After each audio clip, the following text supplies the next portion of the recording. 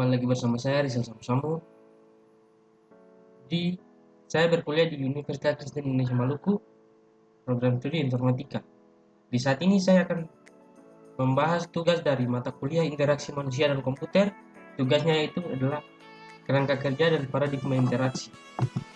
Kita masuk kepada kerangka kerja interaksi. Kerangka kerja sendiri adalah sebuah struktur yang digunakan untuk mengkonseptualisasikan suatu sistem. Siklus tindakan eksekusi atau evaluasi. Siklus tindakan eksekusi yaitu goal yang dimaksud ini yaitu kejadian yang diinginkan untuk terjadi oleh si pengguna. Kemudian eksekusi yaitu pengguna di mana melakukan tindakan yang akan diterjemahkan ke dunia nyata.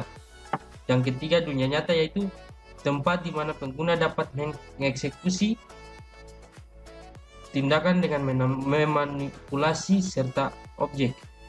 Evaluasi yaitu pengguna melakukan validasi atas tindakan dan membandingkan hasil yang diperoleh dengan goal yang ditetapkan sebelumnya.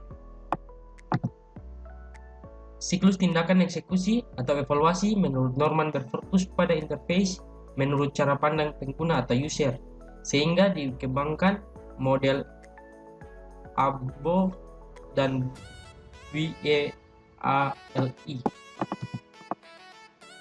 Sebuah interaksi melibatkan 4 bagian, yaitu user atau pengguna, yang kedua membutuhkan data, yang ketiga membutuhkan sistem atau proses, yang keempat menggunakan output atau mengeluarkan hasil dari sebuah interaksi itu. Yang kedua, setiap bagian memiliki bahasa sendiri yang unik. Yang ketiga, interaksi memerlukan penerjemah masalah yang terjadi jika antar interface tidak saling mengenal bahasa tersebut. 4.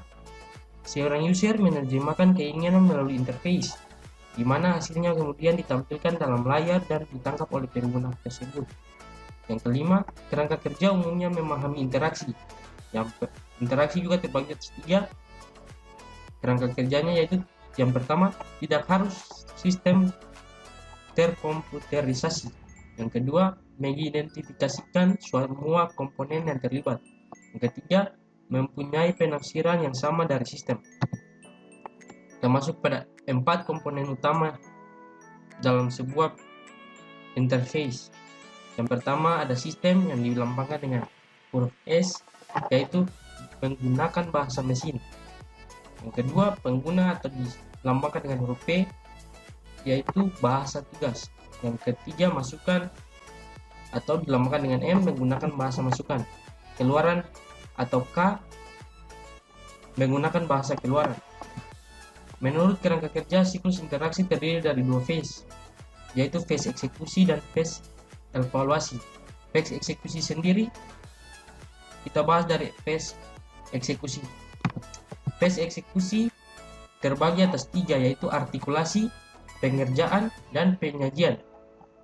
Artikulasi, pengguna memformalisasikan sebuah goal yang kemudian dinyatakan dalam bahasa masukan.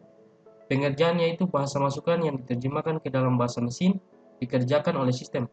Penyajian yaitu sistem yang menyajikan hasil operasi yang menggunakan bahasa mesin, menggunakan bahasa keluaran.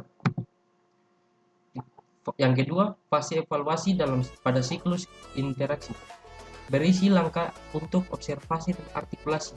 Pengguna dapat mengartikan hasil yang muncul di layar dan mencocokkannya dengan goal semula dan mencocokkan dengan bahasa tugas pada atribut topologi dengan bahasa masukan. Kerangka kerja dan paradigma interaksi, yaitu atau mengatasi kompleksitas.